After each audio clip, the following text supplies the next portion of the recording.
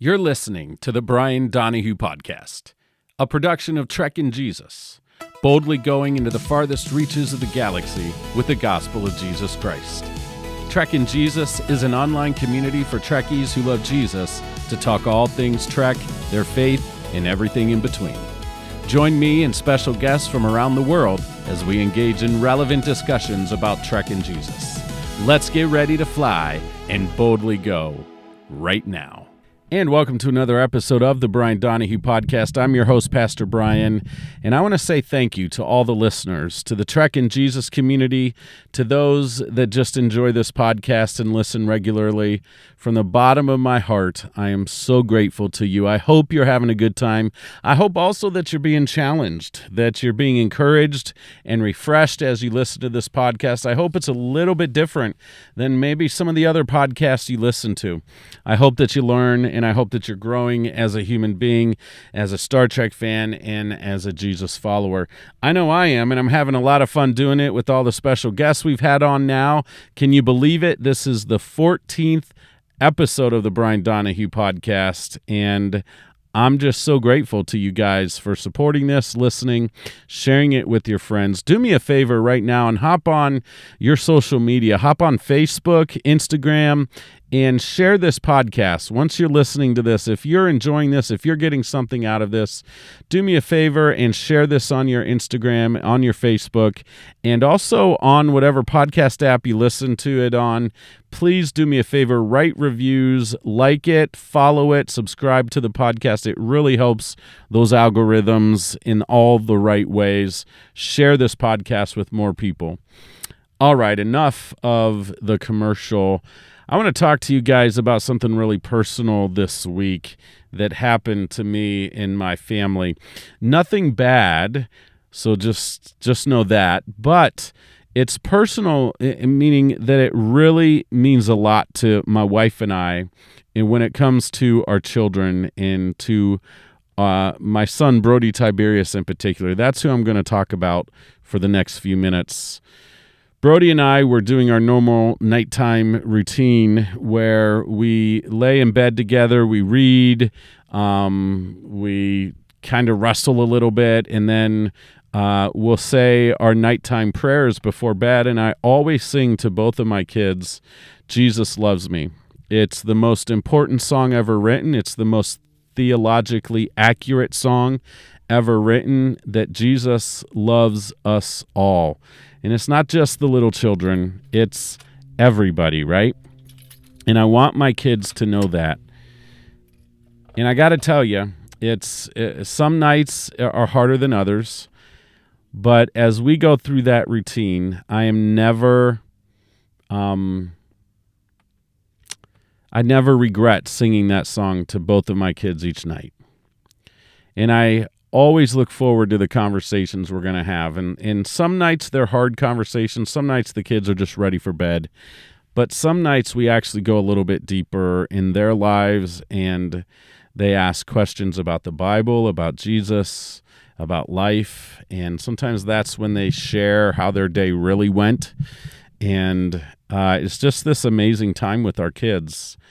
And we want to do it every night because we know one night, probably in their preteen or teenage years, they're going to say, Dad, Mom, a hug and a kiss is okay. And it's going to be a heartbreaking day for us. But anyways, that's neither here nor there. As a parent, if you listen to the show and you have kids, you know what I'm talking about. But I really want to share this story because my son and I were talking together, and he asked me about the crucifixion of Christ and what that was like.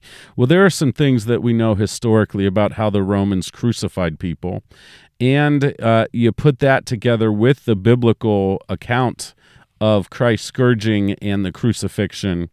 It's pretty graphic. It's a very violent thing that happened to Jesus, and it happened to everyone that was crucified back in the day. And we're talking, and I'm sharing, and I felt like I needed to be open with him about what it was really like, because oftentimes you grow up with this Sunday school story and idea of what that looks like and what that felt like for Jesus, and it's very whitewashed. It's not that impressive as far as the amount of pain that Jesus actually suffered and what he went to, the torment mentally he went through in his scourging and in the crucifixion. And I got done sharing that with my son, and he got real emotional. And we talked about that for a minute, about why he was feeling what he was feeling. And he's just like, Dad, I got to do something with this. I got to tell people about how much Jesus actually loved them and the pain he went through and that he loved us that much. I'm like, yeah, go for it. Let's go. And so what does that mean to you?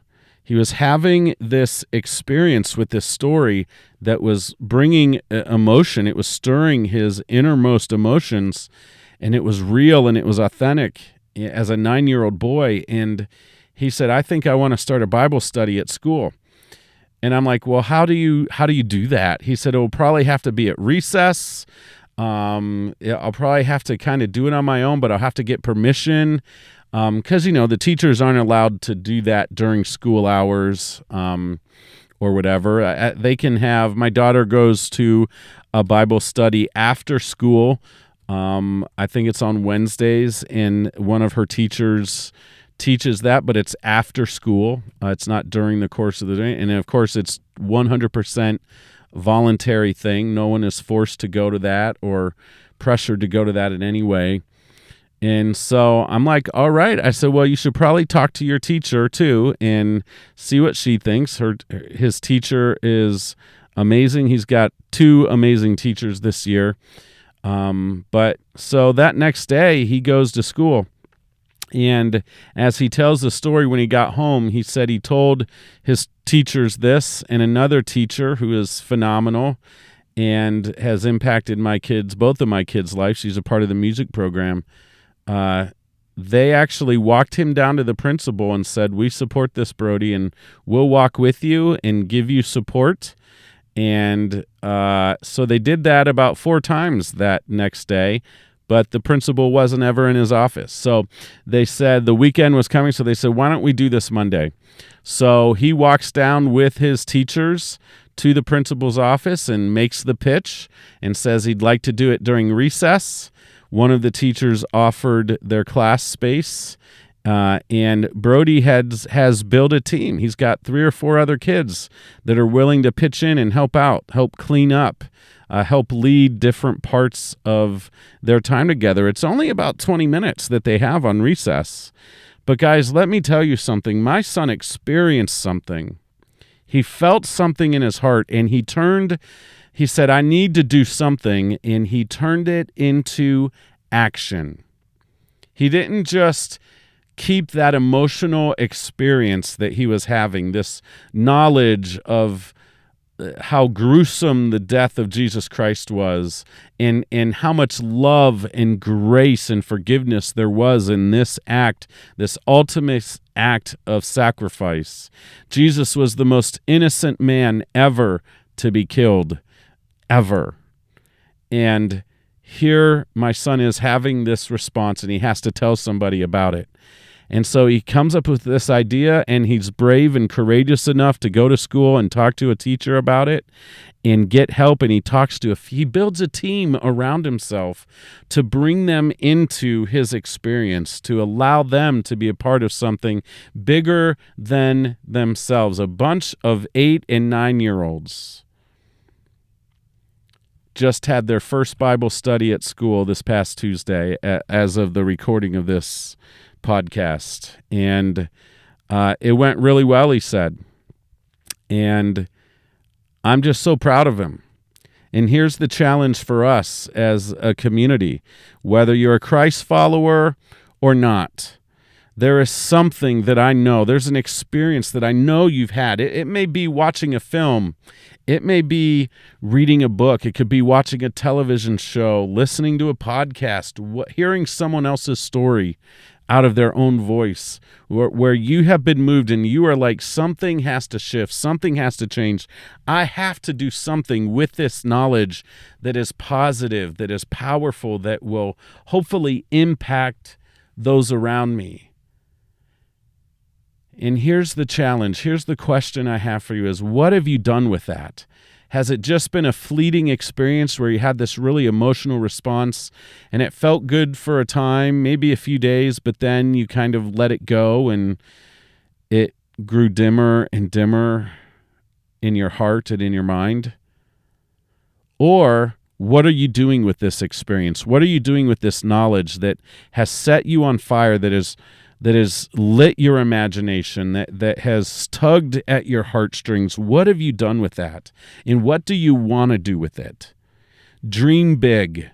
Go for it. My 9-year-old son did something. He was moved and he did something courageous. And he only has 2 more weeks of school after, 3 counting this week. So he's only got 2 more Bible studies because his first one was just today. But he's going to carry this on into the next school year. He's going to present it again next year and see if he's willing to give up one of his cherished recesses in order to open up a Bible at school with his friends. And maybe someone will walk into that because they're friends with Brody or one of the other kids, and for the first time read the Bible and hear about Jesus. Maybe, just maybe, who knows what could happen? Who knows what positive things could come out of this as they read the Bible and read about who Jesus really was, but also learn how to apply it to their lives. Talk about, what do you think this means? They're going to have discussions. They're going to share with each other. They're going to pray with each other. And they're going to be there for each other. Powerful stuff. What are you called to do? What has been stirring inside of you that it is time for this sleeping giant to arise, to awaken, and to go start something new? My 9-year-old son did it. You can do it too. Dream big, guys. Dream big and boldly go. I'll be right back for the next segment of the Brian Donahue Podcast.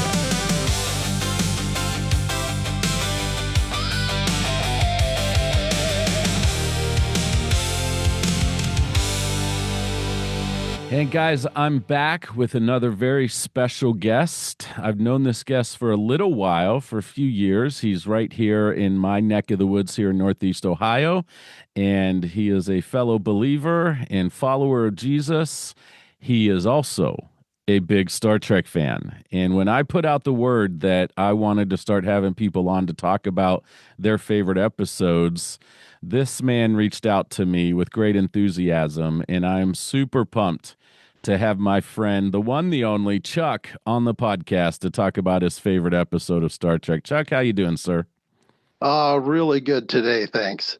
Awesome. I'm so excited you reached out to me, Chuck, and I think we had talked about being Star Trek fans in the past, at least in passing, and I just love that we can come together on a podcast like this and share our favorite episodes and talk about Star Trek.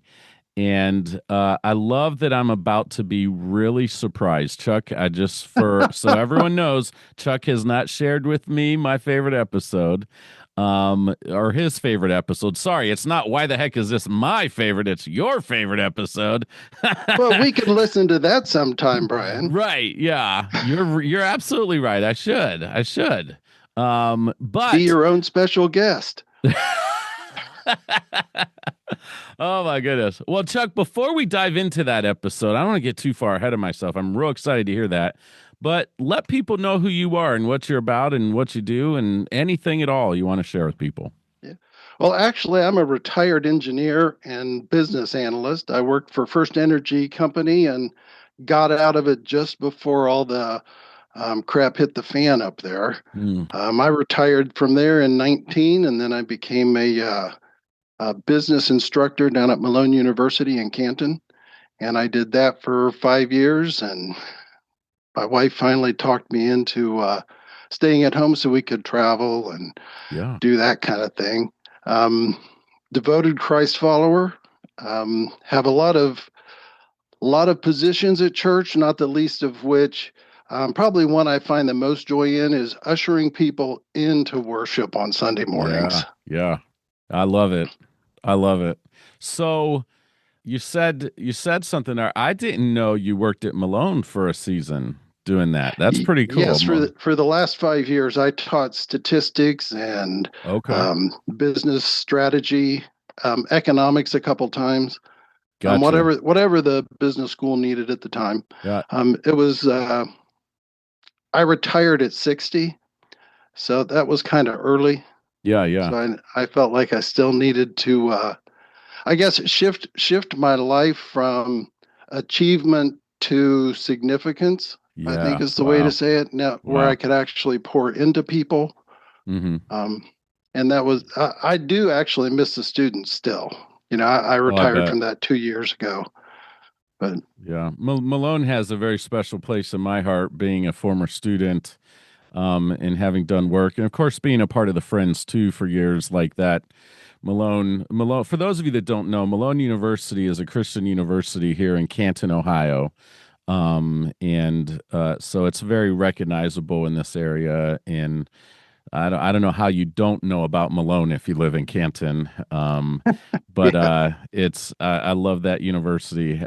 Learned a lot while I was there, and continue to pray for that university and its mission. So cool. All right, Chuck. Well, man, I'm so pumped, man. I know I'm saying the word pumped a lot this episode, guys. Forgive me, but I'm really pumped. It's so interesting to know what people's favorite episodes are. So, without waiting another second, it's time for Why the Heck Is This Your Favorite Episode? The portion of our show where we bring in one lucky fan to get their 10 minutes of fame discussing their most favorite Star Trek episode of all time. All right, Chuck, hit me with your best shot. What is your favorite all-time episode of Star Trek? Okay, I need to lead into it a little bit, Please Brian, do. so that Please people do. understand why. Because there is a difference between all-time favorite episode and best episode. That's All-time very good. favorite, Yes. all-time favorite has a lot of emotional attachment to it. Yeah. And I've been a Star Trek watcher since 1967. Right So on. it goes back a ways. Mm-hmm. And I was introduced to Star Trek through an argument. I was spending the week. It was during the summer. I was spending the week at a cousin's house, and I was 8 years old. He was like 14, so might have only been 12, but significant bigger than me. Mm-hmm. And I always remember loving sci-fi. And I had seen before I went to his house that this one night they were going to be showing the first Men in the Moon on TV. So I Okay. was Wow. dead set on watching that movie. Well, it conflicted with Star Trek. I had never seen Star Trek. And Rex, being that it was his home turf Mm-hmm. and that he Mm-hmm. was older and bigger than me, he won. And on that night, he kept saying over and over, he said, I promise you, Charlie, which is what they called me then. I promise you, Charlie, that you're going to like this better than you would that movie. And I was like, no, this is what I was looking forward to. But it came on, and what happened on that episode was Captain Kirk was transported to this planet where he had to fight a Gorn. Oh my goodness. It's the arena, and that is still today my favorite episode. If Wow. I happen to come across that episode, I can't keep myself from watching it. Yeah, yeah, yeah. Um, Ah, and part of that argument you have to keep in mind that during those times, Brian, there wasn't any way to record it. If I missed the movie, I wasn't going to see it until somebody yeah, decided yeah. that it was going to be shown again. But we did have summer reruns. And that's what Star Trek we were watching. So I actually missed the whole first season, didn't know Yeah. it was on. Okay. But this summer picked up that episode, Arena, Hmm. in there. And like I said, it still has a place in my heart. We actually made a special trip um, 2 years ago and went to Vasquez Rocks. Oh my, did you? It's yeah, oh yeah. And I have a picture with Paul and I in it.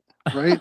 That I superimposed up in the corner. You can see the picture of the Gorn that I cut off of the internet, and you can see the same peaks Yeah, that yeah. because that's where that took place, and so That is getting to fantastic. Vasquez Rocks was like a kind of a goal for me.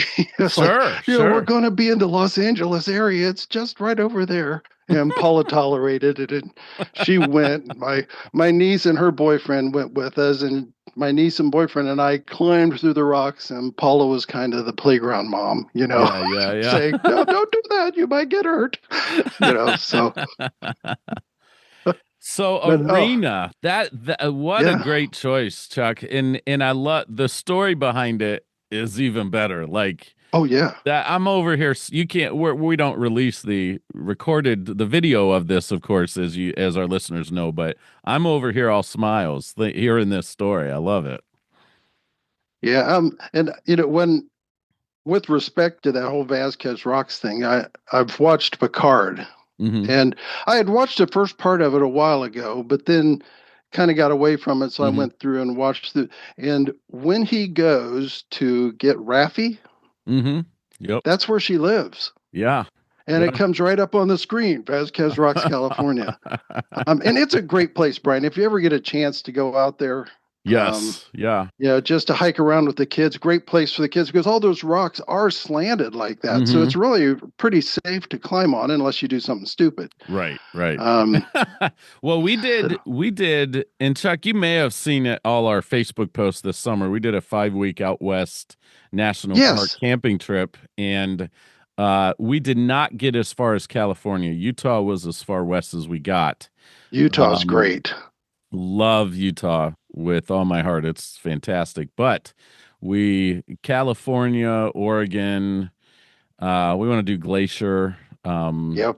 all that stuff. But as we hit California, you bet your bottom dollar, I'm asking my wife to schedule in Vasquez Rocks so we can get that picture Yeah. right. Now, Oh yeah. was it just you guys, or did you go on a tour out there, or? No, it was just us. They're really, as far as I know, there wasn't like a tour of the rocks or anything Okay, like that. okay. It's actually just a county park, Oh, but it's it, just county park. Okay. yeah, and it's Wow. outside of Los Angeles, so they went out. They filmed a Hmm. lot of westerns there, as Sure. well as a lot of Star Trek episodes have that in the background, Gotcha. both original series and next gen, Hmm.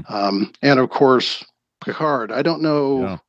about others whether they have or not, but I was familiar with those, and we did find it funny because there's like a visitor center, Mm-hmm. and they have movie posters for all the movies that have been done out there up there. And then when you pick up the map on where to go, there's certain ones that are just labeled famous rocks. Oh my On the goodness. map. I said, okay, this is where we want to go. So Well, we went yeah. to I had it's not quite on the level of that famous Gorn episode, but it is in its own way. My One of the things my family did go see when we were out west was Goblin Valley, Oh, which is that's on my list. yeah, It's funny, it's Paul. tremendous. Yeah, go ahead. Yeah, Paul and I were just talking last night about how we need to plan to go to Utah. We've been to Mm-hmm. Utah a couple times. Mm-hmm. And on the east side, you can pick up Arches and Canyonlands, and we went Right. to a place called Dead Horse Point. Mm-hmm. Were great places to go. And then we went to the west side last year and got over there to Zion and Bryce. Yeah. But that there's a place called Jenny Canyon that's clear over on the west, and there's Goblin Oh, Valley that's over okay. toward the east. Yeah. And we didn't get to Mesa Verde National Park either while Mm-hmm. we were out that way. And I want to kind of catch those. So we're Yeah. beginning to plan for 2027 Nice. to head out there and do that again. Yeah, we did Mesa Verde too, and but the Goblin Valley is where they filmed Galaxy Quest, the whole Oh, rock. really? Yeah, and so there's a plaque up on top before you go down into that valley at like shelters, kind of like picnic shelters. There's picnic tables covered by roof, and then you have all the other information about wildlife and all that stuff, but that has actual type plaque that commemorates that Galaxy Quest was filmed there, and which of course many Star Trek fans consider just to be a Star Trek film. And Yeah, but in a way, yes. Goblin Valley is really cool because literally you can go anywhere in it you want to. And you could just go in and out, climb. It's, you don't have to follow a trail. It's go have free reign, which we really loved. It was kind of neat because some of the national parks, now I think that's a state park. I don't think Yes, it it's not a is. national park, but Yes, it a is. lot of the parks you have to stay on the trail if you go hiking. They don't really encourage you veering off at all for all kinds of reasons, like preservation of the park, but also animals and just all that stuff. But that one you can just go, you can stay, just your heart's content, explore in and out of those goblin rock crop things. It's really amazing. And the whole time I'm there, of course, I'm pretending to be Tim Allen, you know, um, driving my family crazy. But so the Yeah. arena, do you have any Yes. special mentions or other episodes that are Um. close to your heart or? Well, there are a couple things that strike me. One of the things that I really liked about Arena that Star Trek is good at Mm, is how that whole thing ended. They're yeah. they're in this battle, Mm-hmm. right?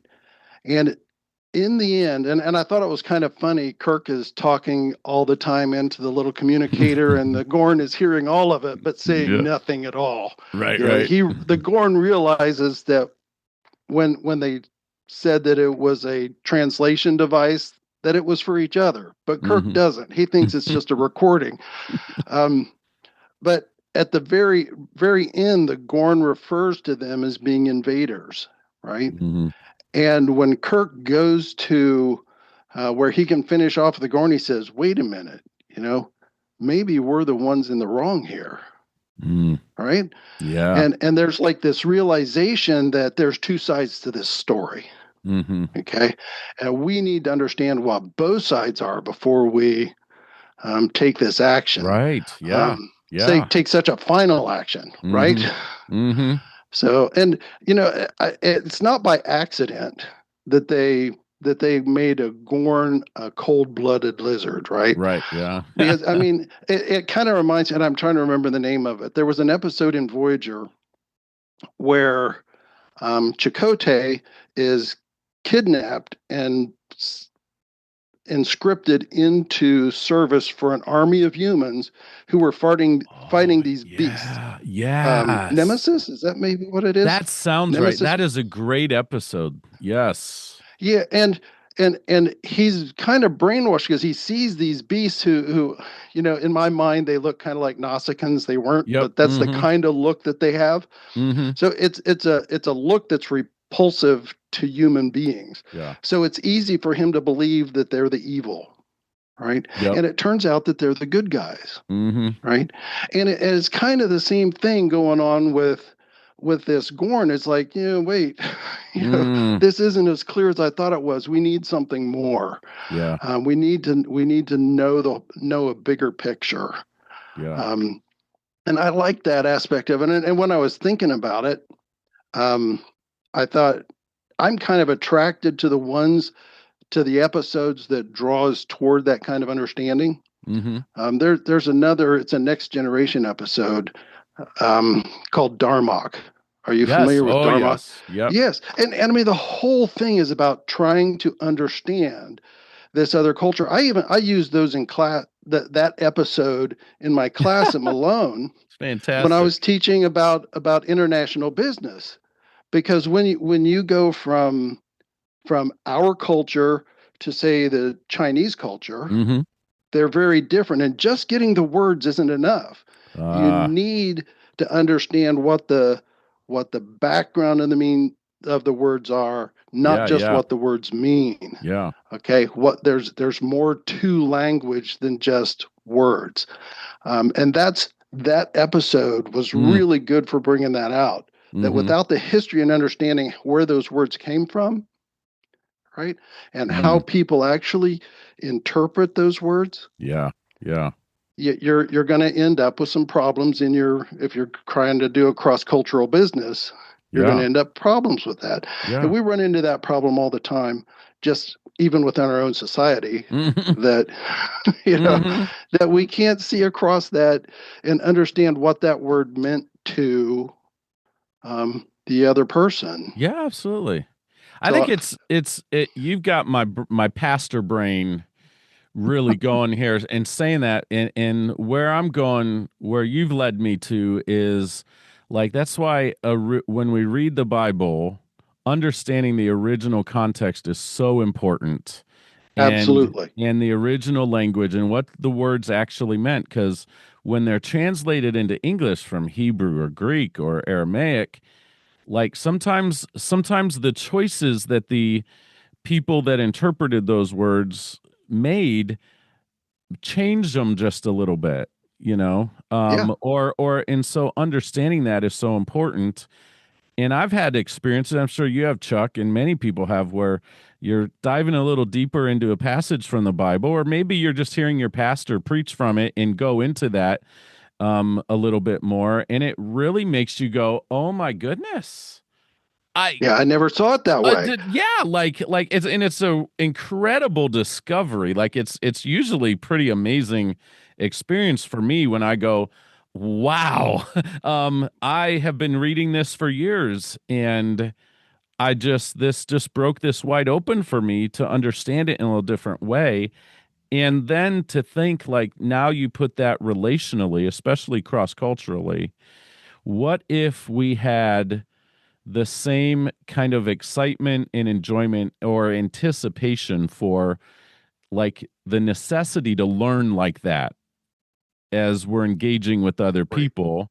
And even when we talk about conflict, right? Like I've got two kids, Peyton and Brody, and there are times when they'll get into a bickering fight, they're outside playing or down in our basement playing, and I'll just hear yelling and screaming. And if I come down as dad and I think I know what's going on, and I start handing out discipline, and you do this and you and yours, but if 9 out of 10 times you know the only thing I'm right on is they need to stop yelling. But sometimes I've done nothing to actually help with that conflict. I've just added to the conflict because of my ignorance and my desire just to have them shush. You But want when I come peace. down, yeah, when I come down and I listen to both sides, which is a biblical concept, says in Proverbs, a fool hears one side of an argument and passes judgment or makes a decision. But when I come down and I try to calm them down and I speak softly and I learn and I listen what's actually going on, that's when true peace can enter in, and that's when it can be resolved for real. And so if we can learn as humans how to respond like you're talking about, and how Star Trek talks about oftentimes, wonder what would happen. Yeah, Just wonder. that reminds me of a story. I've got time for a Oh story. yeah, please, please. Okay, this was like back in the early 2000s. Okay, I was always had an attraction to sci-fi movies and Hmm. stuff, and I was buying some off of eBay, Okay. and I was looking for The Fly. I mean, I don't know if you've seen The The Fly. The Fly like the with Jeff original Goldblum. Fly. Oh, Jeff Well, both of Goldblum. them. Okay, okay. Okay, I was looking for Jeff Goldblum specifically, though. Gotcha. Okay. And I came across a guy who advertised that he had it, right? So I bought it from him, and when I got it, he sent me the Vincent Price one, right? Oh. Which which was also a good movie, but Uh-huh. it wasn't what I thought I was buying. And eventually, because I have a Vincent Price collection, Mm-hmm. Oh, and okay. Very cool. so, so it was going to be added to it eventually. Yeah. So I sent him a note and said, "Hey, this wasn't what you advertised. Mm-hmm. What I really wanted was this one. I don't, and I know I said I don't want to go to giving negative reviews or anything like that. Right, But is right. there Yeah. something we can work out? Because I'm happy to keep this one because it will fit my collection. Mm-hmm. But if you have the other one, I'd like to buy it too." And I just said, "Hey, maybe you could give me first shot at it instead of putting it out there Mm-hmm. for." Well, I mean, I got this scathing thing Oh back my from him goodness. about, oh, how dare you threaten me and all that. I mean, and I thought, boy, I was taken back because I didn't Yeah, think yeah.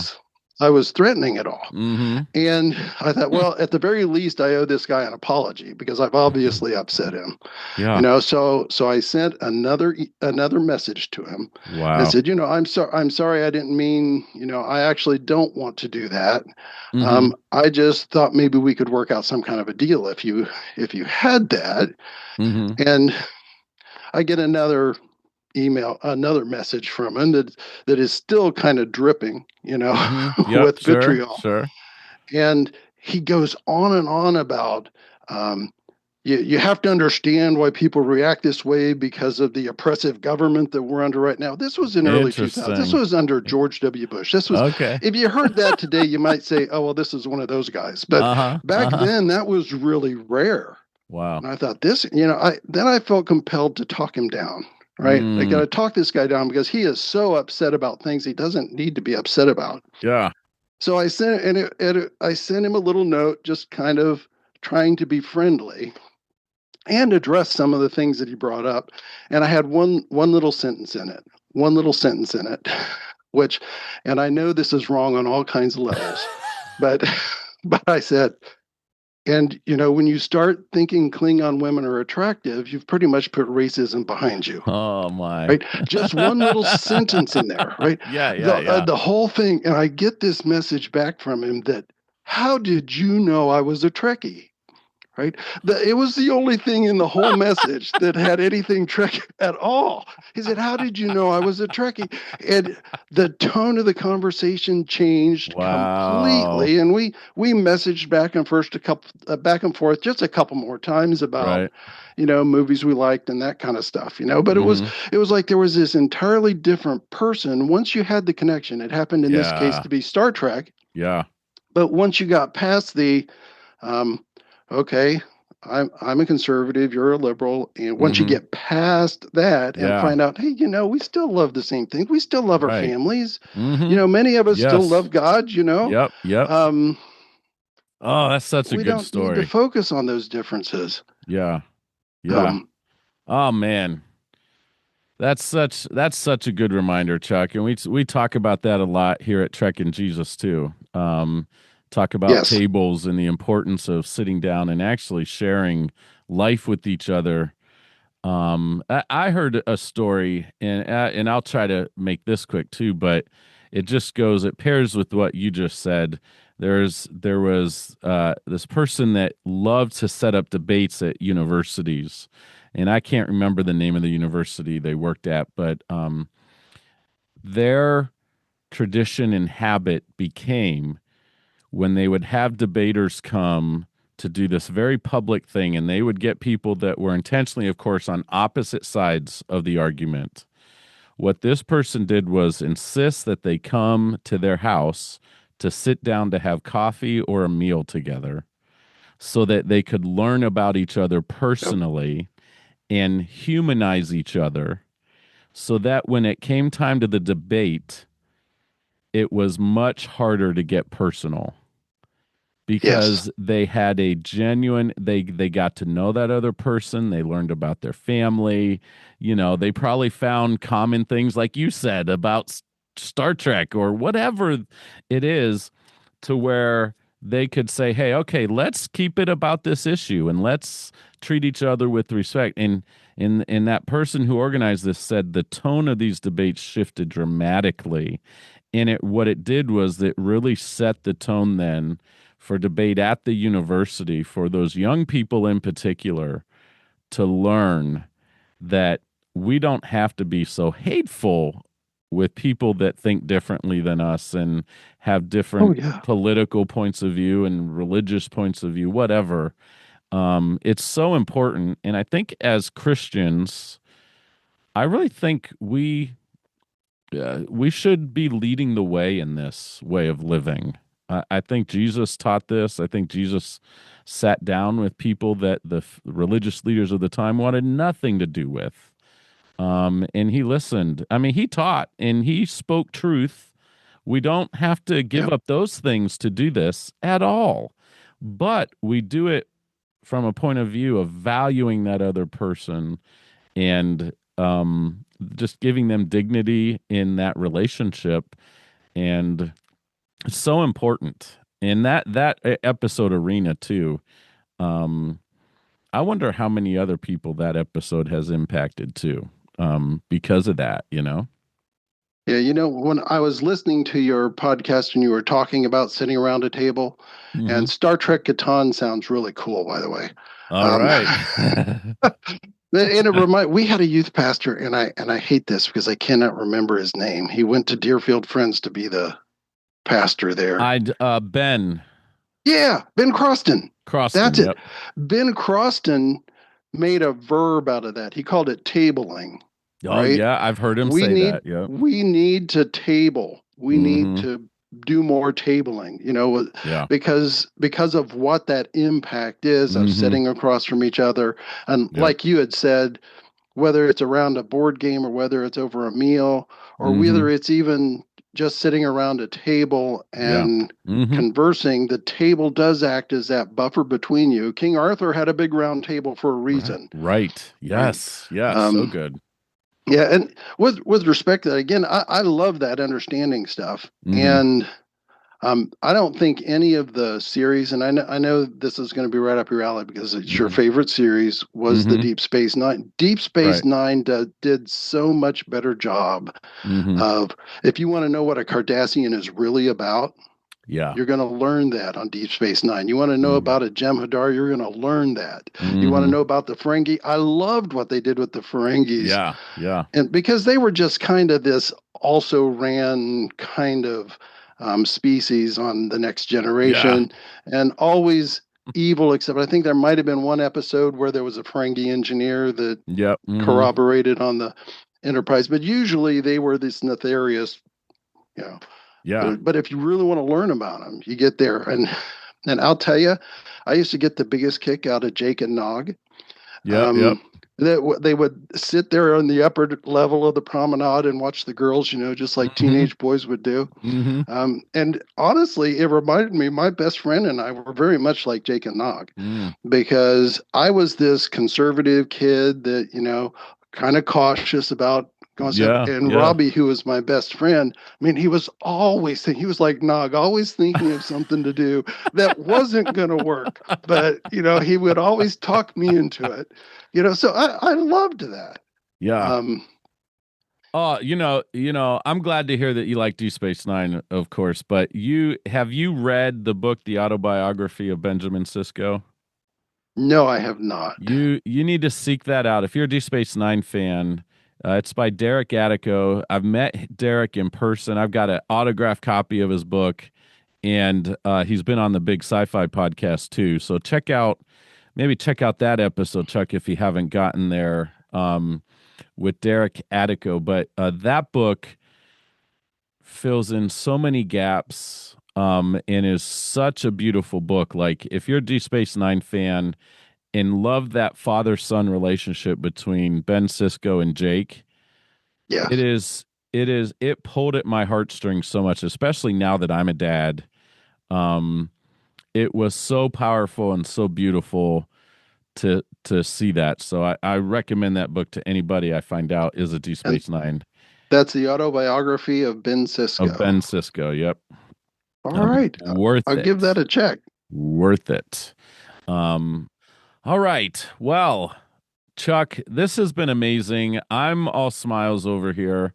I will definitely have you on the show again, and we'll talk about other Trek stuff and Jesus stuff too. And all right, guys, this has been Why the Heck Is This Your Favorite Star Trek Episode of All Time? We'll be right back.